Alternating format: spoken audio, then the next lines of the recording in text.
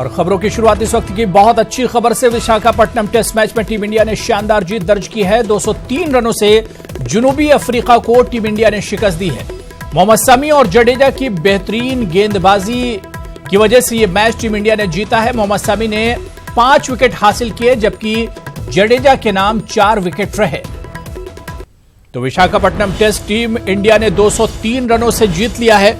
मोहम्मद शमी ने शानदार गेंदबाजी करते हुए 5 बेहतरीन विकेट हासिल किए। इस तरह जनूबी अफ्रीका दूसरी इनिंग्स में 191 रनों पर ही ऑल आउट हो गया। टीम इंडिया ने पहली इनिंग में 502 रन 7 विकेट पर डिक्लेयर कर दिया था और इसके अलावा टीम इंडिया ने दूसरी इनिंग्स में 323 रन 4 विकेट के नुकसान पर बनाए थे और इनिंग्स डिक्लेयर कर दी। जनूबी अफ्रीका ने पहली इनिंग्स में 431 रन बनाए और दूसरी इनिंग्स में 191 रन बना पाई और जनूबी अफ्रीका की पूरी टीम इस तरह से ऑल आउट हो गई और इंडिया ने विशाखापट्टनम टेस्ट मैच 203 रनों से अपने नाम कर लिया।